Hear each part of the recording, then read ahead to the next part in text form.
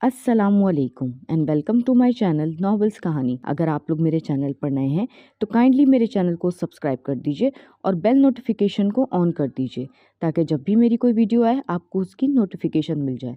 Like and comment के through आप अपनी राय से हमें आगाह कर सकते हैं। तो आइए चल के सुनते हैं जिस्म जहाँ पर सक्ता तारी करती अपनी नौयत की चौंका देने वाली कहानी भूत बंगला पार्ट 1। मिस्टर बीन, आपको बहुत बहुत मुबारक हो। आपकी 7 साला मेहनत आखिरकार रंग ले आई। एक अधेड़ उम्र शख्स ने अपने सामने खड़े पुरकशिश 25 साला नौजवान से मुखातिब होकर कहा। नौजवान ने अपनी जेब से चंद छोटे साइज की पर्चियां निकाली और एक सफेद पर्ची पर अपने कलम से कुछ लिखा और पर्ची सामने वाले शख्स के हवाले कर दी। इस शख्स ने पर्ची ली और बाआवाज़े बुलंद पढ़ना शुरू कर दिया। आपका बहुत बहुत शुक्रिया मिस्टर मार्लो, आप वाकई एक बहुत अच्छे पेशावर वकील हैं। आपकी मेहनत मालिकाना हुकूक हासिल करने के काबिल हुआ हूँ।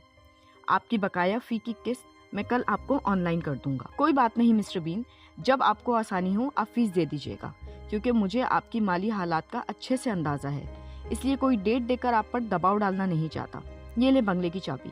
देखने में जरूर भूत बंगला लगता है मगर अंदर से काफी अच्छी हालत में है। उम्मीद है कि आप अपने दिल में किसी भी वसवसे को जगह नहीं देंगे। शाम होने वाली है, अब आप जाएं और आराम करने की जगह बना लें। बिजली का कनेक्शन कल लग जाएगा। खाने का सामान तो आपके पास होगा ही, अगर नहीं है तो यहाँ से 15 मिनट की ड्राइव पर एक 5-6 दुकानों की मार्केट है और साथ में एक छोटा सा पेट्रोल पंप भी है। आपकी जरूरत का सामान वहाँ से मिल सकता है। मार्लो ने कहा तो मिस्टर बीन ने सर हिला दिया। ओके मिस्टर बीन, तो अब मुझे इजाजत दें। मैं सुबह 10 बजे आऊंगा और इस बंगले के असल कागजात भी लेता हुआ आऊंगा, मार्लो ने कहा और उससे हाथ मिलाकर कार का गेट खोलकर ड्राइविंग सीट पर बैठ गया। इतने में मिस्टर बीन ने एक पर्ची लिखी और उसे थमा दी।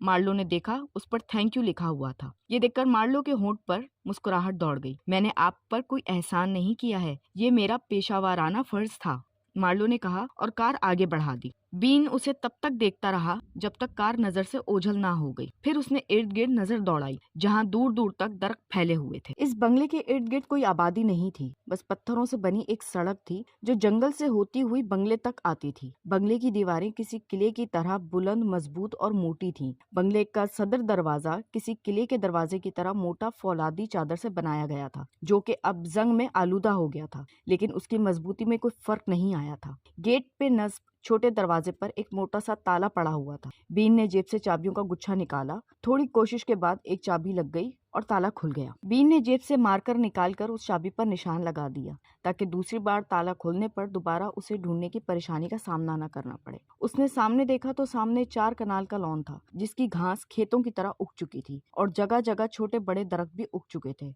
घास के उग जाने के बावजूद पत्थरों की मदद से बना रफ रास्ता नजर आ रहा था जो सीधे बंगले की गैलरी की तरफ जा रहा था। 3 मंजिला बंगला 200 साल बाद भी बड़ी शान से सर उठाए खड़ा था। इसने एक तवील सांस ली और बड़ा गेट खोला और अपनी गाड़ी अंदर खड़ी करके गेट बंद कर दिया। शाम होने में अभी 2 घंटे बाकी थे, मगर सर्दियों का मौसम और दिसंबर की ठंड ने अभी से शाम का माहौल बना रखा था। उसने गाड़ी से 2 बैग निकाले, एक को अपनी कमर पर लादा और दूसरे बैग को हाथ में ले लिया और सदर गैलरी की जानिब चल पड़ा। वो एक एक कमरे को देखने लगा। सारे कमरों के दरवाजे खुले थे और कमरे तकरीबन आधे खाली थे। अंदाजे के मुताबिक यहाँ 45 कमरे थे, जिसके 3 हॉल थे, जिनमें एक डाइनिंग हॉल, एक कॉन्फ्रेंस हॉल और एक पार्टी हॉल था। तमाम कमरे बुरी तरह गर्द और मिट्टी के जालों से अटे हुए थे। तकरीबन तमाम खिड़कियों के शीशे टूटे हुए थे। दरो दीवार के रंग उड़ चुके थे। एक बार उसके जी में आया कि वापस चला जाए, लेकिन फिर उसने इरादा तर्क कर दिया और यहाँ रात गुजारने का सोच लिया। क्योंकि इस छोटे से शहर में उसे कोई नहीं जानता था, तो जाहिर है उसे किसी होटल में ही कयाम करना पड़ता,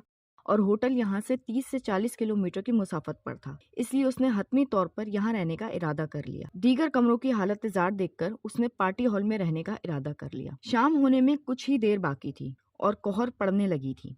उसने अपनी गाड़ी में से बिस्तर और जरूरियात का सामान निकाला और हॉल में आतिशदान के करीब जगह साफ कर बिस्तर लगा दी। फिर टूटे फूटे फर्नीचर को इकट्ठा किया और उन्हें आतिशदान में डालकर आग सुलगा दी। थोड़ी देर में आग धड़ धड़ करके जलने लगी और लकड़ियों के जलने से अब कमरे का दर्जा हरारत कदर बढ़ गया था। वो बिस्तर पर बैठ गया और लिहाफ ओढ़ लिया। उसने अपने बैग से कोल्ड ड्रिंक का टिन पैक निकाला और पीने लगा। पी के उसे गुनूदगी का एहसास होने लगा। वो वहीं लेट गया और फिर न जाने कब उसकी आंख लग गई।